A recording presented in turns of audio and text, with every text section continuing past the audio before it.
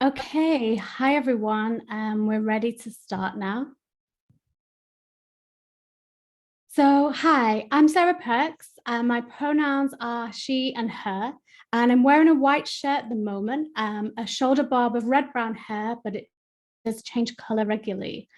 I'm a curator, also editor of the Engage Journal, and I'm professor of curating at Mima School of Art and Design in Middlesbrough, which is in Teesside in the northeast of England.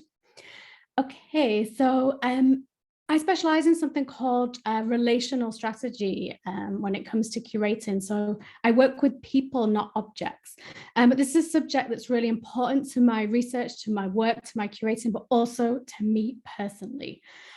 So I'm really, excited to hold this conversation with you all. I understand that it's a big topic and we only have the next hour to talk, but I'm really kind of, thrilled that you've all joined us. So this is a panel discussion to launch our Engage Journal number 45, which is the topic of class and inequality. There's 15 amazing contributions from the UK and internationally, including my own, and I'd really encourage you all to read these. And there's 3 ways that you can do this. You can buy an edition for £10. You can buy a subscription, and that means you can read everything and all the back catalogues. But unless you're a library, I would say Engage membership is the perfect way forward. And this starts at £3.25 a month. Perfect. So housekeeping for this panel discussion is really simple. We're asking you to use the Q&A or the chat function for questions for the panel. So you can relax. I won't be asking you as an audience to turn your cameras on. I'm helped by the fabulous Lily Mason, who is Business Development and Marketing Officer at Engage this evening, and this event will finish at 8 p.m. So before we dig even deeper into this, I'd like to invite the Director of Engage, Jane Sillis, as she's got a note about events to share with us. Jane, are you there? Hi, I am, and thank you, Sarah, for that. So I'm Jane Sillis, I'm Director of Engage, and welcome to this inaugural event to launch the latest edition of the Engage Journal. I'm a woman in my early 60s. You can refer to me as she or her. I've got grey hair and fair skin, and I'm wearing a black and mauve pattern top, and I'm sitting in a very white room this evening. So we're really delighted to have an exciting panel of speakers to discuss class and its impact in the visual arts, the theme of the current Engage Journal. When the journal editorial board and I started to work with Sarah a couple of years ago, we really wanted to animate the content of the journal, and we wanted the discussion that happens in the journal to be beyond our wonderful members and also subscribers to the journal. And we really hope that this event this evening, and also the more intimate event tomorrow with members, contributors, and the Journal Editorial Advisory Board, will begin to do that. Engage has been through a period of change in the last year. We've been consulting with our members and we've been changing our focus. And we're keenly aware of the impact that COVID has had on the visual arts sector. And we're really concerned to support engagement and participation colleagues through a period of unprecedented change. You'll be seeing more about our new focus over the coming months, so please look out on social media, read our e-bulletin and look at our website. But central to our forward vision is a commitment to share and debate knowledge and expertise about visual arts engagement and participation with colleagues within and beyond the sector, as we're doing this evening. We're keenly aware of the inequalities which exist within the visual arts workforce, amongst these the barrier which class can present. And while the journal was conceived more than a year ago, this issue still feels urgent and timely. Before I hand back to Sarah, I just wanted to say a really big thank you to her, but also to my colleague Lily Mason, to journal contributors, the editorial advisory board, and other colleagues who've helped on this iteration of the journal, particularly Laura Cherry, who proofread the journal, and the wonderful Engage team. And I hope that you feel really inspired by this evening and choose to join Engage or become a journal subscriber. So back over to Sarah. Thank you, Jane. Thanks so much. Now, before I introduce the panel this evening, I've asked the really fantastic Skinder Hundal to record a short provocation to get us started. Skinder is Director of Arts at the British Council, which is a fantastic new role for him after he was CEO/director at the amazing New Art Exchange in Nottingham, which hopefully a venue that some of you are familiar with. So Lily, let's watch the video from Skinder, please.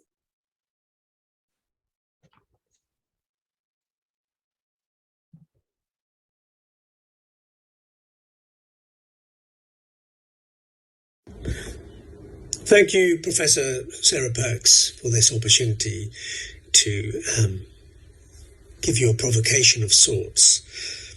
So I was reflecting on the European Championship recently, and all of the abuse that came out of the social media against the black players, and the language and the kind of violent undertones and actual violence that probably took place across the country, and how innocent people in the margins were once again scapegoated.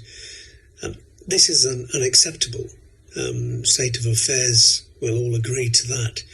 And, this issue around inequality, social inclusion, is one of the biggest global challenges across the world right now, alongside climate crisis, alongside the pandemic, health and well-being. And it feels like we're always in a battle. And, martial artists, they talk about core strength, building that six-pack that then allows the body and the consciousness to be alert to the challenges we face, physical and mental both. And so when I think about six-pack, I think about, yes, this is a great metaphor. I think it's a great sort of energizing central core that creates a strong ground from which we can then launch ideas and deliver, things that really matter, that are going to bring change, that create an inclusive planet, that bring health and happiness, and this idea of shared prosperity to those that are often in the margins and often excluded from making decisions or having agency. And I was thinking about what are these six core kind of enabling ideas that create the six-pack, the core foundation. And if I were to give you some examples from myself, I would say that my six are: 1, purpose and vision; 2, enabling and learning environments; 3, leadership and policy; 4, research, evaluation and experimental modelling; 5, intergenerational action; and 6, the most important, is around self-care and the well-being of mind and matter.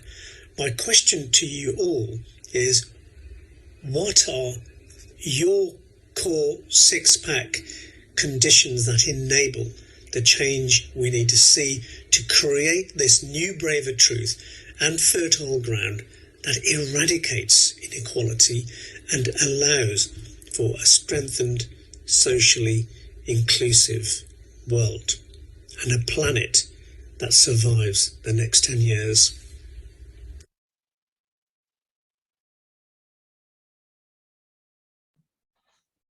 Okay, so a strong provocation to get us started there from Skinder Hundal, who's Director of Arts at the British Council. So we will be holding on to this idea of a six-pack and a core strength, and hopefully have time to come back to it at the end. But I want to move on to our amazing panel that's joining us this evening. I'm going to introduce the panelists one by one. And what I've asked them all to do is actually give us an extended answer to the same question. So that question is, what needs to change in the current institutional context to actually address class and inequality for educators, artists, and curators? So first of all, to get us started, I would love to introduce Karen Esley, who is Head of Learning and National Programmes at the National Gallery in London. Prior to this, Karen was Head of Learning and Visitor Experience at Turner Contemporary in Margate in the Southeast.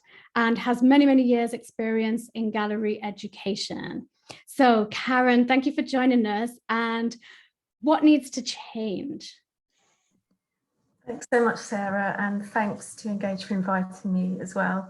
I liked Skinder's superpower of intergenerational action, and I think that's going to be the focus of what I talk about. And I do want to acknowledge this is obviously a very huge, sensitive, important subject, and this is one aspect of the work that is taking place at the National Gallery right across teams. So I'm really pleased to be here. My pronouns are she, her. I'm a white woman in my 50s, short brown hair, a green top and a blue pinafore.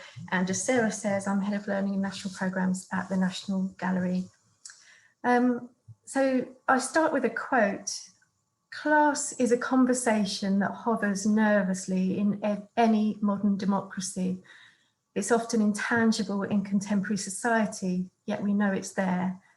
We inhabit a nation that's built on it after all. Class historically is a tribalist shorthand to quickly compartmentalise vast swathes of people, economically and culturally, which cares little for nuance. It's arguably unescapable narrative in art history, more so in a national art collection that speaks of power derived from the 1% elite of history. So this was from an essay, Decoding Class in the Collection, by John Slay that we commissioned recently in the National Gallery Learning and National Programmes team. So class and inequality are never far from my mind, but were brought even more sharply into focus by a recent career move. So from 2001 to 2019, I worked for Turner Contemporary in Margate, as Sarah said. I was the first member of staff, and in 2001, I stood on the site of a proposed new gallery with many people in the area then opposed to its development. But 18 years of working in partnership with local people taught me such a lot.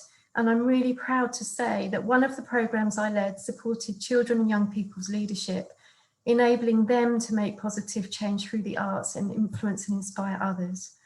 Some of these children were as young as 3, and some lived in local wards where sadly 50% of children lived and are still living in poverty. As well as working with artists and the gallery team, the children worked with our philosopher in residence, Aisha Delanero, developing strong critical thinking, communication and creative skills. These children developed strong agency. When the gallery launched its social value research at the Houses of Parliament, for example, we took 8 of these children with us, and they expressed their views to MPs and journalists, standing on the podium alongside the Children's Commissioner for England. This work continues at Turner Contemporary, with primary school children recently commissioning artist Conrad Shawcross to make a new public artwork for Ramsgate Royal Harbour. The children became powerful and inspiring leaders of change, consulting with their community, with a real budget and with clear decisions to make. So please do follow Turner Contemporary to find out more about their fantastic work. So fast forward to October 2019, and I arrived at the National Gallery as Head of Learning and National Programmes, home of course to one of the world's finest art collections, which of course belongs to everyone, and with a very different history, context and audience, housed in a opulent listed historic building. It's a fascinating challenge to align my experience in Margate to my new role in a way that brings maximum impact, particularly to marginalised communities across the UK. And I have to say it was that national remit that really drew me to this role. In answer to the question about what needs to change, the list obviously goes way beyond my allotted 5 minutes. However, I believe that there is an acceptance that change does need to happen, and organisations such as the National Gallery are beginning to shift how they work in all areas and departments. This change that is needed can sometimes feel really overwhelming. I felt overwhelmed actually for a while trying to think about what I was going to say tonight. However, as I remembered, life coaches and counsellors are really fond of saying, focus on the things that you have power to change. And in the privileged position of Head of Learning and National Programmes, there are many things I can do and many things that we can all do.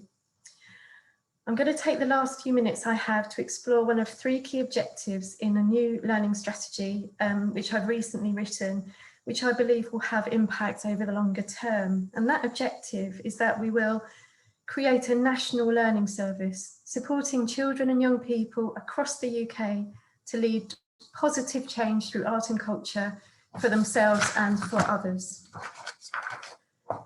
The strategy will really prioritise those for whom the experience has the potential to be most transformational. And this is absolutely needed. You know, again, sadly, I need to bring up some facts. The number of children in poverty in the UK is set to reach 5 million this year. It's almost unbelievable. With the most marginalised also the least able to access arts and culture. And you may have seen a recent report for the All-Parliamentary Group for Left Behind Neighbourhoods. I can put a link in the chat afterwards. And many of these people will be living in the 225 neighbourhoods which are termed Left Behind Neighbourhoods. These are overwhelmingly concentrated in the north of England and the Midlands, typically on the outskirts of post-industrial towns and cities, as well as in coastal areas of the southeast. They're home to about 2.4 million people. They have a lower density of community spaces, cultural, educational, leisure and green assets than other deprived areas in England as a whole.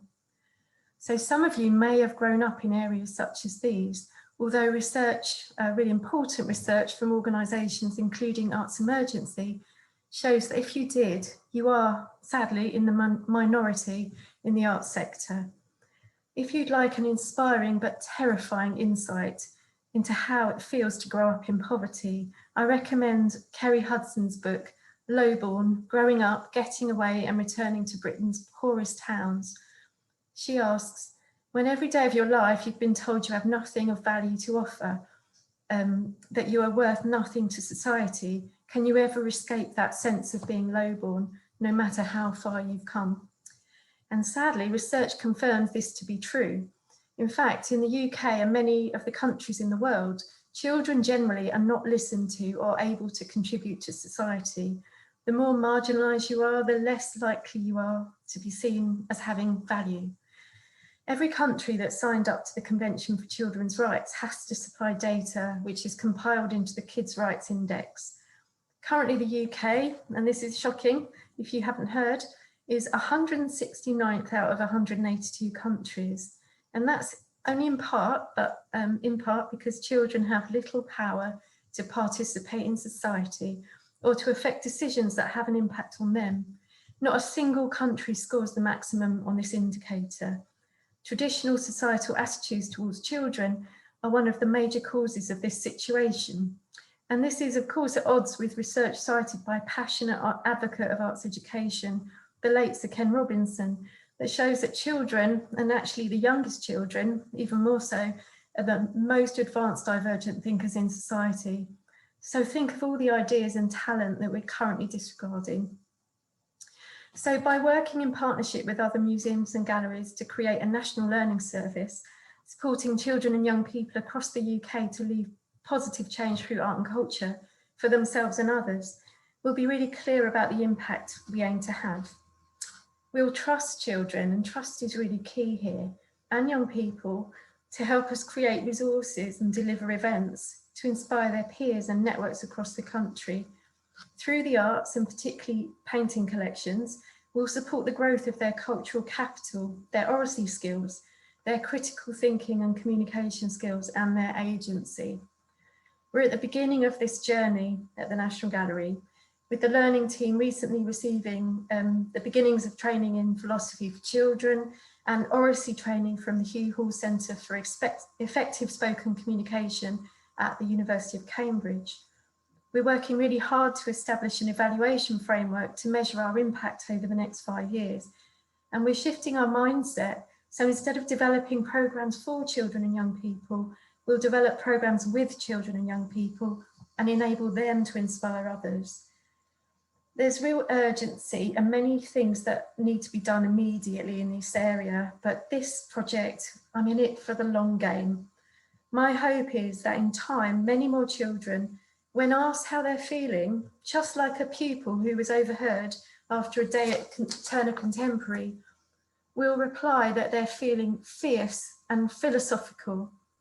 I hope this ferocity and other skills and self-worth that they develop through the arts gives them a chance of being educators, artists and curators, and maybe politicians, but also active citizens in the future.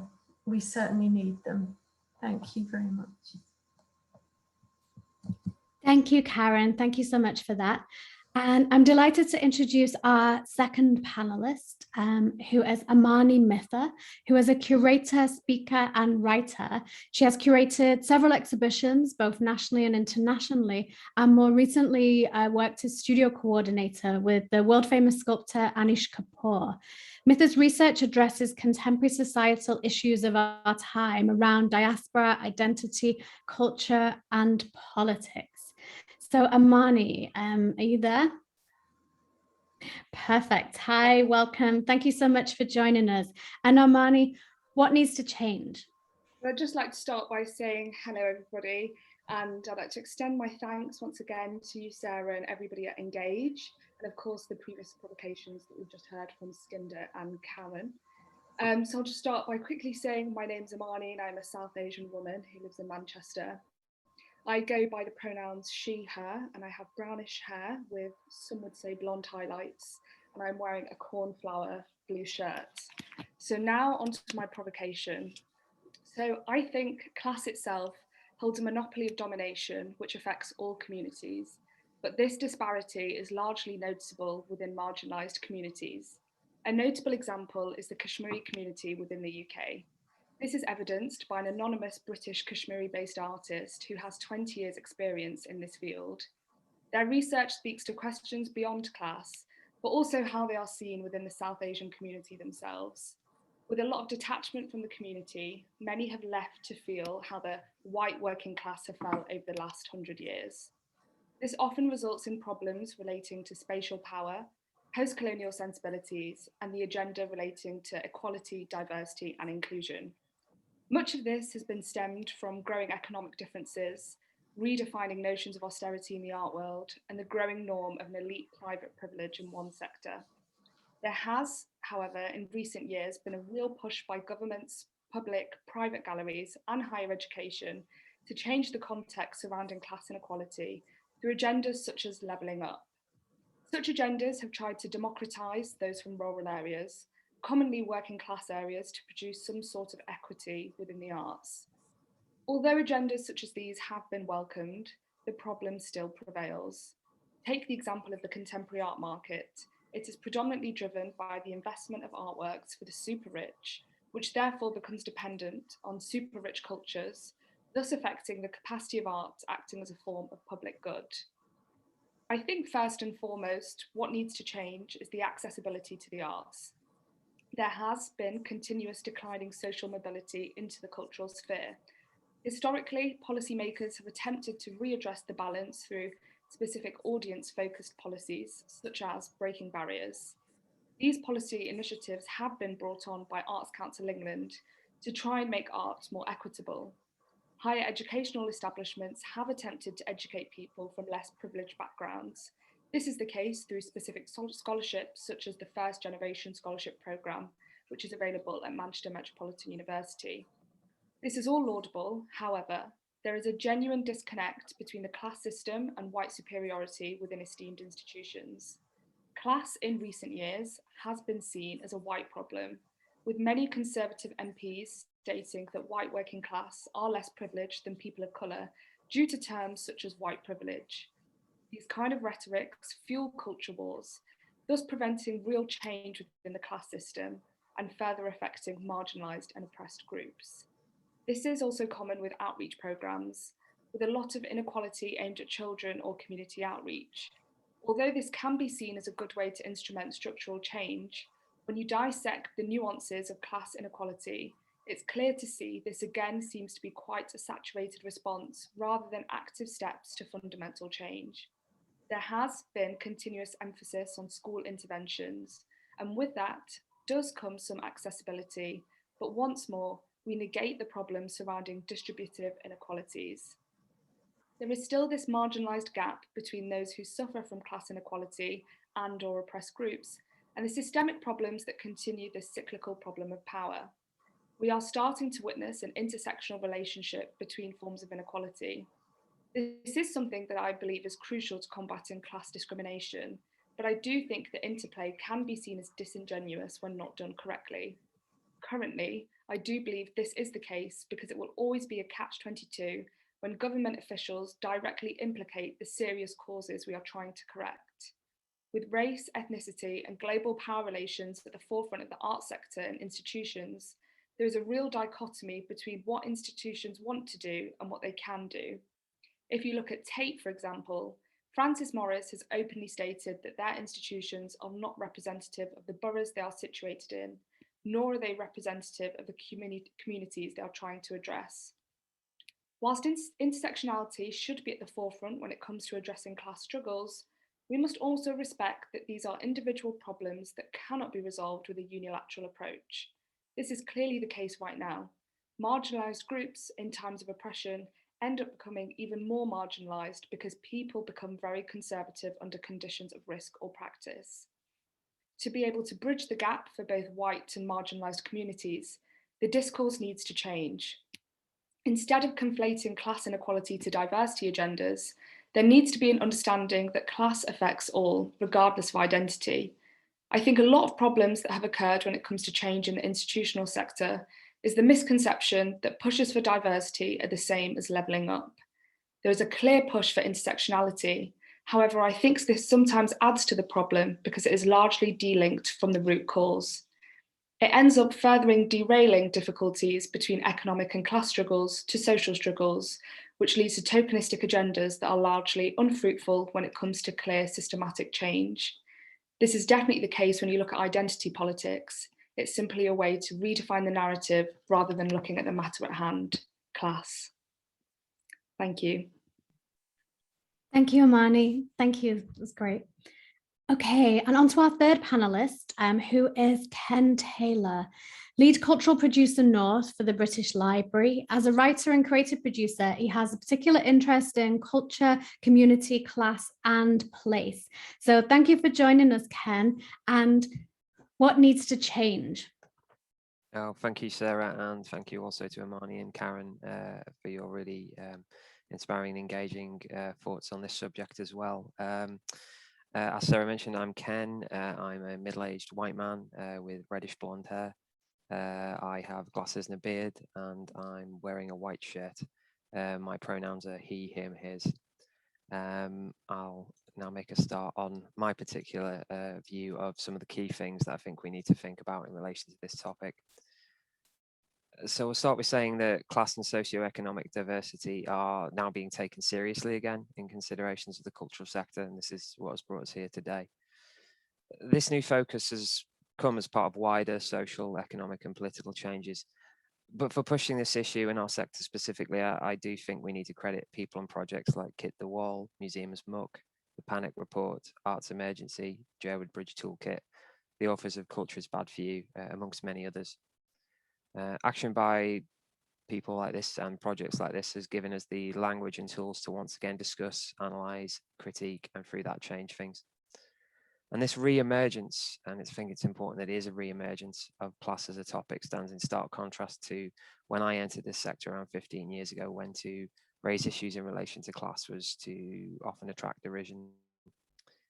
Our job is now to build on this, to ensure that greater diversity in terms of class becomes embedded in the cultural sector, in terms of the data that is gathered and how it is used, in terms of the programme that is created and by whom, in terms of who and what is represented and how.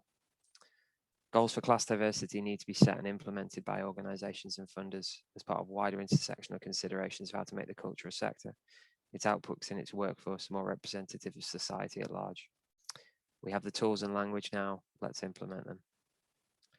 Then it's about, through this, changing the makeup of the workforce, and through that, changing what we produce and how. This means the workforce across the board, artists, curators, producers, front of house, marketing, working towards more working class origin people being employed in the sector and in decision-making positions. Positive action in recruitment is vitally important, and class needs to be considered in this alongside protected characteristics. We need to collaborate with specialist organisations who can help with diversifying recruitment, and also be more open to recruiting people who have indirect experience, which could bring a lot to the sector. And certainly not having formal qualification requirements and job criteria unless they're actually necessary to perform the post. However, this isn't enough. We need to work to create alternative entry routes into the sector beyond higher education route. There are many working class people who take the university route, and we can't forget or exclude them, but that route is likely to get harder for those from working class backgrounds. We need to make sure there are enough quality apprenticeships and other school and college leaver posts in our sector. Excuse me. There are a great deal of young people's programs and forums now in culture, but we need to close the gap from engaging and inspiring young people to enabling them to take their first steps into paid employment in the cultural sector. It's positive that there are now also apprenticeships emerging in areas like museum technical work and curation. And we also need to work towards the possibility of trainee posts where people can pursue academic qualifications alongside work on a part-time basis. But just recruiting working class people into entry-level positions isn't enough. We need to work harder on how we support people to develop who join the sector in entry-level roles from working class backgrounds into leadership and management positions, when others from more privileged backgrounds can often leapfrog this. We need structured development programs and action to ensure working class people are around the tables where decisions are made to give their perspectives and influence change. We also need to think more about how we can develop people within their communities. This is especially important in regional areas where there is only a small number of cultural jobs. Grow people in their own towns and cities and districts where they can then contribute to the growth of the cultural life of the community, not force them to move elsewhere to develop themselves if they don't want to.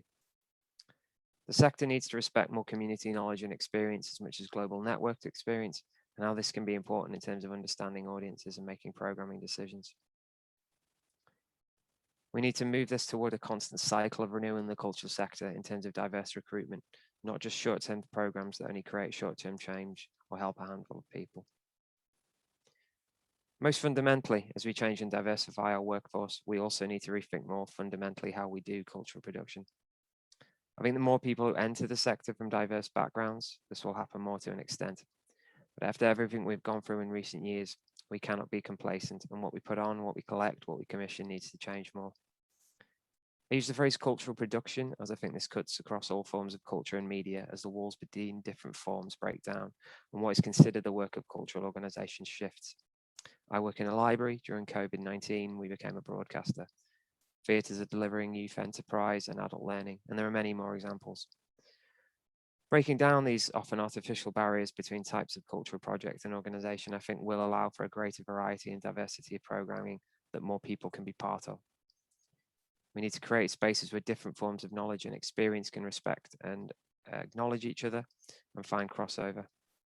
And we should also respect that some of the most powerful work is being done far from the centre and learn from that. Just having more working class people in the sector and in positions of power doesn't automatically change output or make things better, but it is a key crux. Bringing in different perspectives to start to change cultural outputs, and then beyond that, the structures, distribution of resources, process and values of cultural organisations, their relationship to audiences and how they communicate their work. We should not forget that what the cultural and creative sectors produce and who occupies and controls them has real impacts on how society and the people who make it up view themselves and others.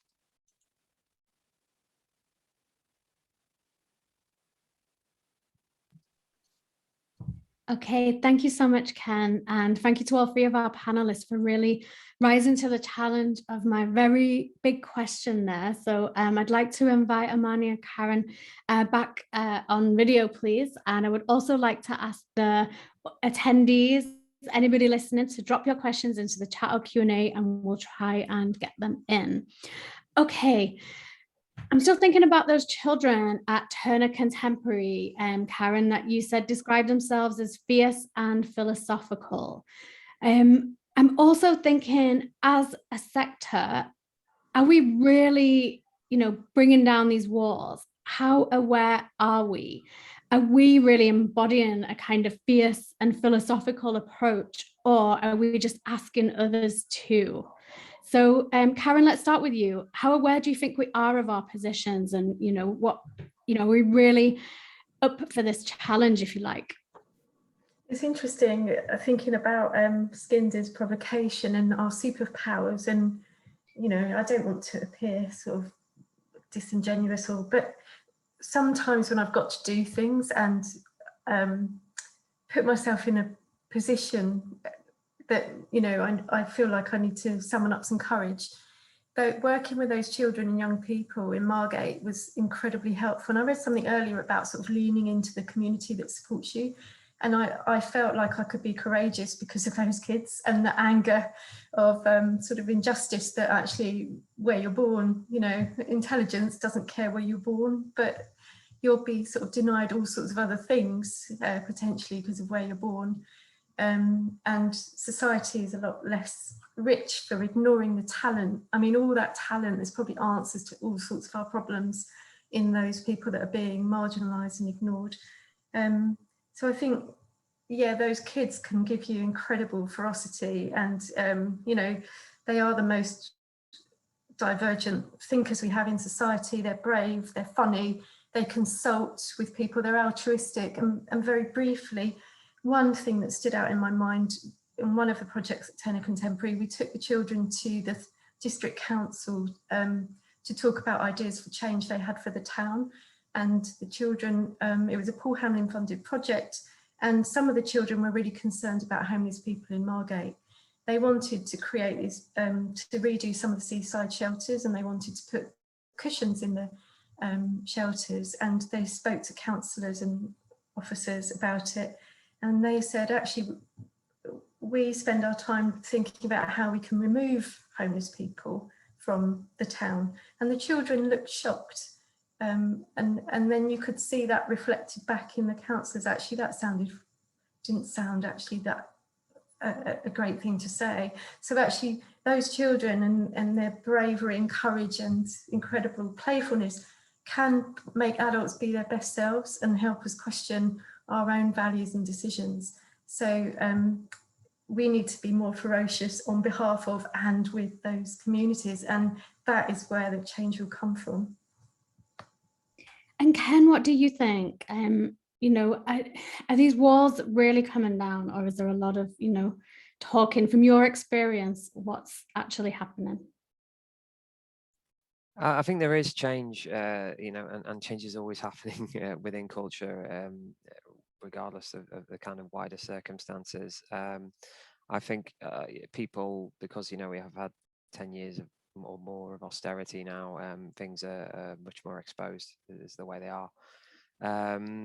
And I think, but again, you've also got things like technological drivers as well, which are changing things. People have more control of culture in a way that they didn't when I was younger. And again, going to people who are even older, because people can talk back, they can edit, create their own work and distribute it in a much easier way, not to be utopian about that. But I think it's about how the sector responds to that and how we respond to that positively and embrace that. But yeah, not to be utopian about it though. Yeah, and Amanda, you mentioned quite a lot about the sort of wider structural inequalities in the arts sector. And as someone who, you know, has, you know, more recently entered the sector post-education, it's okay if I say that. What do you see? What do you really see? Sorry, I think I was muted. I think truthfully, I don't see a lot of change.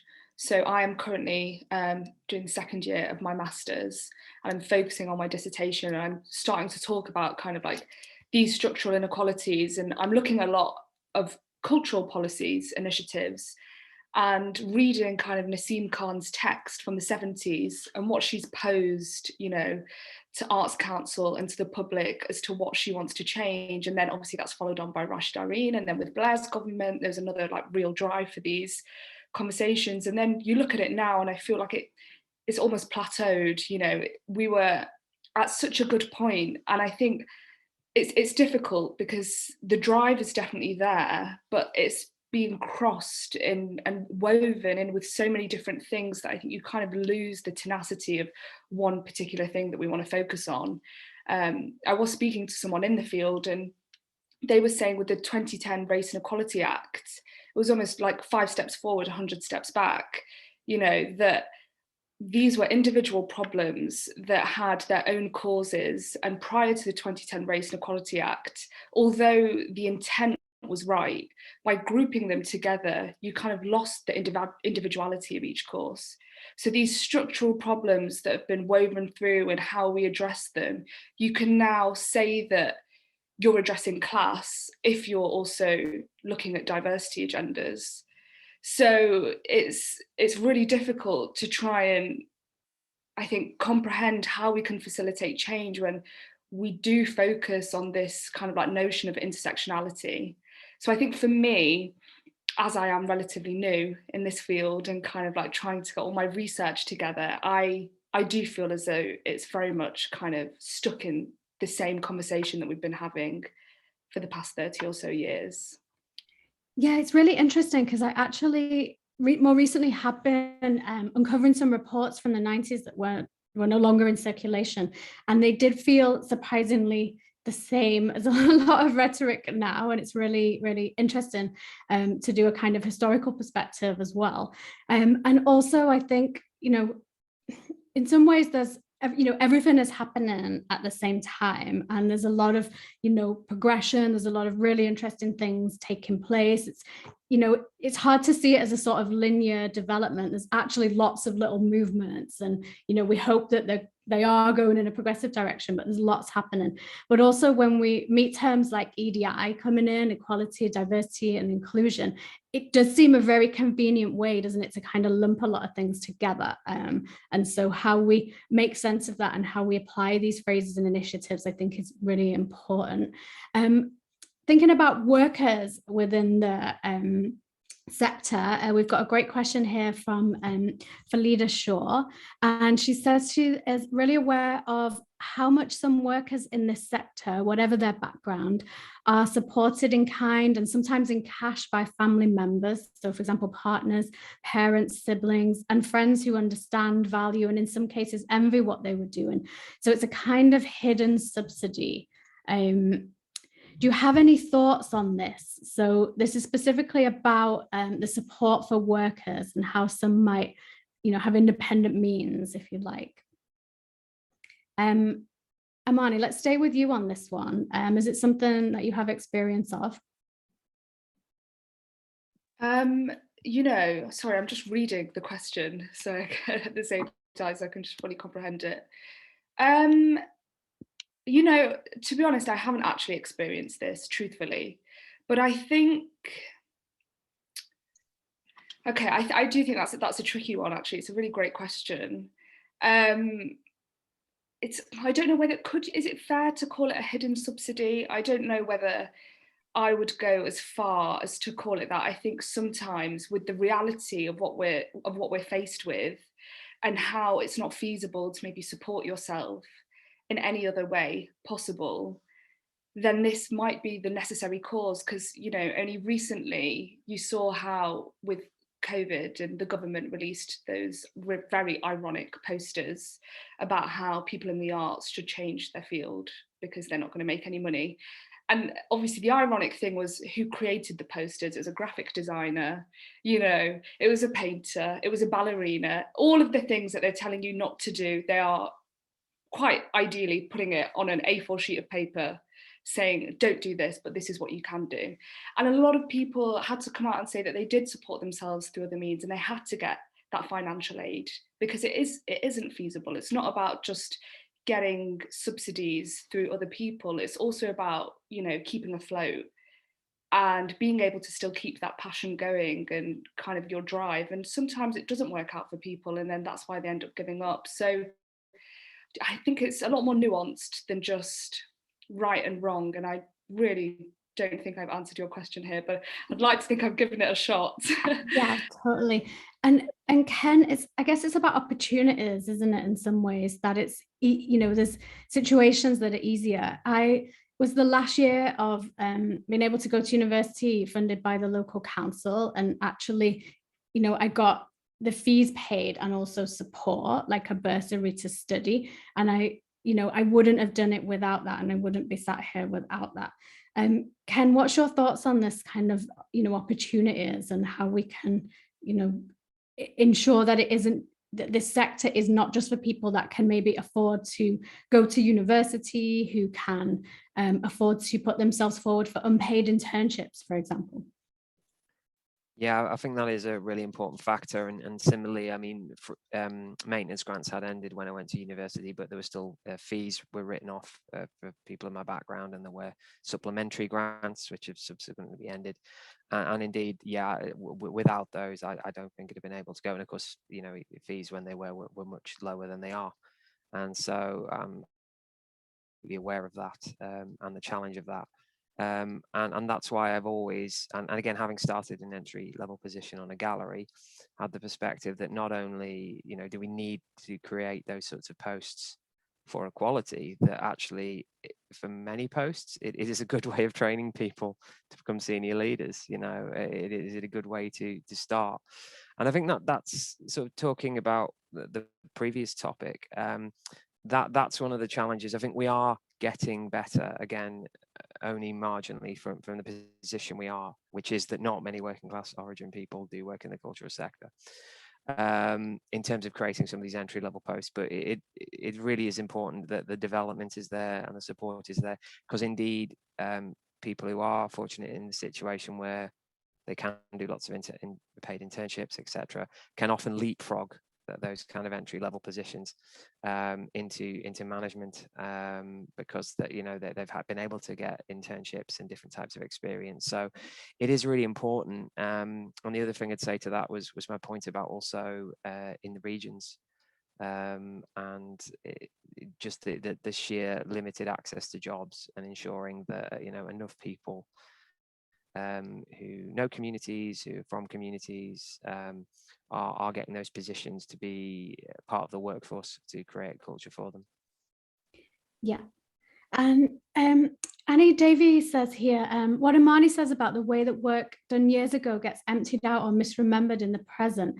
Does this call for more intergenerational work, maybe as a way to disentangle, some of this from its co-option, particularly by government policy? Karen, maybe you can have a go at that. What could we be doing intergenerationally to, address some of this? Yeah, and just very quickly on the last point, I think absolutely there's just people that are getting support all the time, that are getting the opportunities, and it's very easy to get depressed about the systemic things that are going on. So for example, at Turner Contemporary, we set up an amazing training scheme that was getting people through access courses onto degrees, and then the funding froze, and it felt irresponsible to carry on setting people up to fail. But actually, I think, again, it's back to what you can do to change things. Some of those things are big and you can't change. You can talk about them, you can try to make change, but actually you can look at all the decisions you're making. You might be making decisions on a daily basis. Oh, can you get your friend's daughter an opportunity to do this? Can you, what decisions are we all making? What's fair? And changing our own practice, things that we might all be doing that we're not even conscious of, would be my thought on that. I mean, I feel like sometimes a broken record, because I think that intergenerational piece of work is so important, and that's, I think, why, it can sound quite flippant sometimes when I talk about that work with children and young people. I think from the National Gallery, in partnership with museums and galleries across the country, we have a chance to do that, to work in partnership with those kids, thousands of them, thousands in the places that need us across the country. And they will reach other generations, and children are absolutely brilliant at that. And they will program things that are far more engaging and interesting than we can, I'm afraid. So we did see that at Turner Contemporary. And I think Turner Contemporary was the first place to do, first gallery to do social value research with Canterbury Christ Church University over 2 years. People that felt completely at a distance from the gallery, and that it wasn't for them. The key was their children and grandchildren, always, and they could see the value and the importance through those kids. So intergenerational work, I think you can't change without, you can't do this work without that, actually. But who are you putting in that position of power to start that work? Who's the catalyst? Who knows the community best? Yeah, and thinking about how you do it with as opposed to for. Lara has a hand up. Lara, are you there with a question?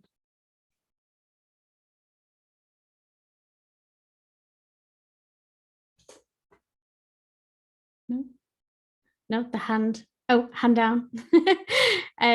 Okay, something that you mentioned in your contribution, Ken, is a quote from Mark Leckey that I think is really interesting.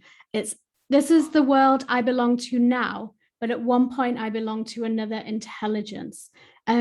So as someone myself from a council estate in Oldham and now a professor, I feel like I really, understand this and the sort of contradictions that are behind it, if you like.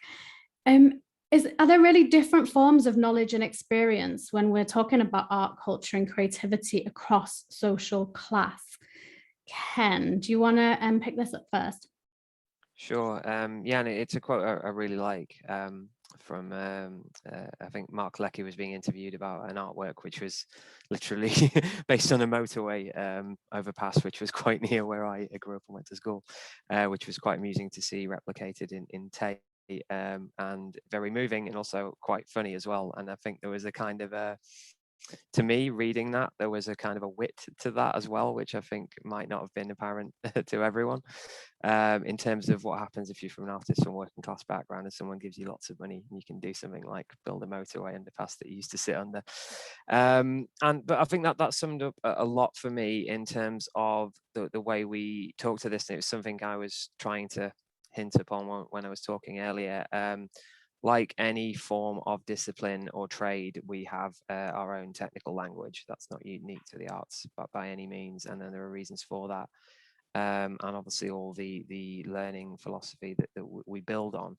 But because that's only one way of viewing things. And I think to sort of, when I entered into working in the cultural sector, and at that point was still a student and had been learning some of this based on obviously also the little stuff that you get in sort of standard school education, which is fairly minimal.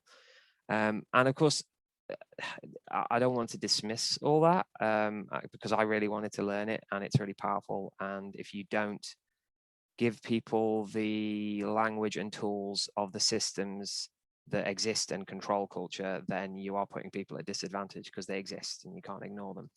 But it's, for me, about what are the other interpretations? What are the other perspectives? What are the other ideas that come from? And again, not to do the flip side and patronize that and say, oh, well, that kind of raw view is the authentic one. But just to take these perspectives. So for a concrete example, because I realize I'm drifting into very abstract thought here. Very early on when I worked in a gallery, there was a program about war. And I just remember talking to some of the people working on it as a gallery attendant and going, well, war isn't an abstract concept for people here. There are refugees here from war.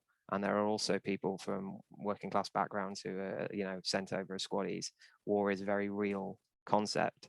Why don't we take that point as a key perspective? And to be fair, it was taken on board to an extent, but it was still seen as an inferior perspective to what do highly educated international artists think of war. And for me, that is quite an important consideration in kind of cultural production and how we interpret objects, what we put on, everything basically. Thanks. Amani, what do you think? Are we talking about different forms of knowledge and experience here? I think it's interesting because going off of Ken's point, and he was saying, it's a language that we use and the terminologies. I think if you look at it historically as well, it's an adaptation. So, it's gone from this business model, and not just like the contemporary art market, but I'd say the culture sector itself, the terminologies that we do use now and the way that we interact with people, especially when you get to a particular level, I think, you really start to use these terms that are founded in business. And so I think then the conversational elements, or how you would even approach the culture sector from a working class background, there will always be this, again, it's kind of like you have to not only learn about the culture sector, but you need to also learn about the world of business, because I think they're very much integrated. And that is, again, something that I don't think is emphasized or acknowledged. So, it's almost like two stepping stones. And I think then, as Ken was pointing out, the language itself can be quite limiting because it's a whole different plethora of things that you're not originally accustomed to.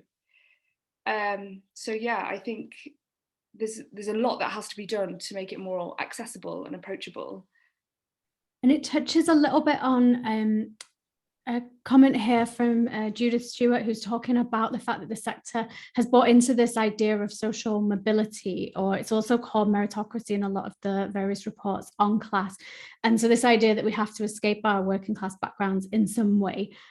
So I think that's, it's a really good point almost to, as we have to bring this to a close very soon, but to think about that, to think about what are the different, languages, knowledges, experiences that we have floating here. How can we use, for example, the intergenerational activity or other moments to really instigate some meaningful structural change?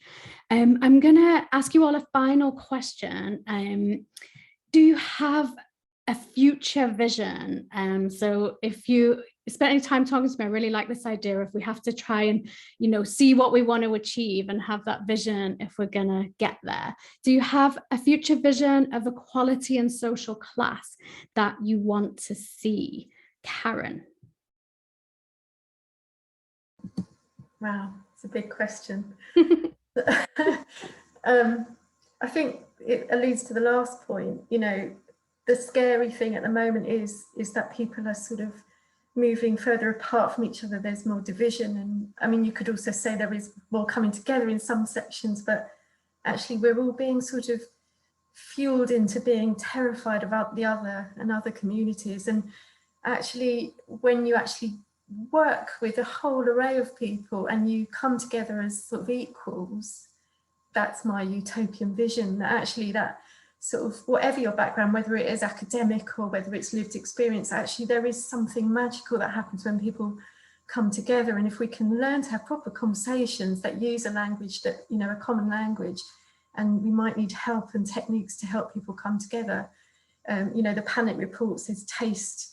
A lot of people, most people are involved in some cultural production, but it might just not fit in with the taste that a big institution has or cultural institutions had. So yes, it's my utopian vision is that respectful coming together of people from very different backgrounds through art. Yeah. Thanks. Ken. So I suppose, yeah, I'm thinking in a utopian way as well. I would like to see every town have a cultural facility which has provision on for the whole range of the community to be able to take part and, engage with culture, create culture, and yeah, in every city to have something in every district. Great, thank you. Amani. Well, how do I top both of those answers? That's food for thought. I can't disagree with either of them, but also just kind of, negating the sense of the other, whatever that might be, whether that's in the canon, whether that's in the way that we communicate the books that we read, just kind of really having that shared equity, but also the togetherness that I feel like we genuinely as a country did feel for that short month when, football, well, as we thought it was coming home, kind of, not what's the aftermath that's happened, but that sense of unity. And I guess that also speaks to both of your guys' comments, that kind of shared utopia of just all being one and equal and having that same access to the cultural sphere, as Ken was talking about. Yeah, thank you. And, I guess for myself, I feel like I'm always trying to open the door that I saw closed behind me, as I described when I felt there was no longer maintenance grants and fees being paid for. So I'm always thinking, how can I push that door back open, not just higher education, but opportunities more widely. Okay, well, we have got to, 1 minute past 8, so we need to draw this panel discussion to a close, but it's been really, really interesting. I realize that we've only been able to scrape the surface, if you like, and kind of hint at some much more detailed and in-depth discussions that I think we need to do as a sector, but also outside of the sector as well. It's very important. So please do check out the journal, and thank you to the contributors that popped up as well as attendees tonight. Thank you for all your contributions. Do encourage you to check it out. Remember, you can buy it per edition, a subscription, or become an engaged member, and then you can access even more events and exciting opportunities. So we're nearly at the end of the Zoom. I think Jane's just going to pop back to say something. So yeah, thank you so much, Sarah, for sharing, but also Ken, Karen, Amani, and Skinder for your fantastic contributions, and for those brilliant questions as well as from all of you. I thought you dealt in a really inspiring way with some extraordinarily complex issues. I particularly loved the focus on working intergenerationally and that insistence about thinking about history. I thought that's so helpful, really, really, really useful. It came across so clearly in all of your presentations. You were really practical, and I love the call for action, particularly talking about focusing on what we can change and what we can influence. I thought that was really amazing. But there's also some really fantastic thoughts around respect and the importance of listening and communication, and I think really valuing difference and what we all bring. So I found that amazingly inspiring. Thank you so much. If you can join us for the discussion tomorrow, please do. There's still opportunity to become a member if you're not a member already of Engage. And thank you everyone for what's been a really inspiring evening for me. Thank you. Thank you, Karen. Thank you, Amani. Thank you, Ken. Thank you so much. Thank you all for being here. And do hold on to remember the 6-pack and the core strengths from Skinder. Do hold on to that. Thank you all. Good night.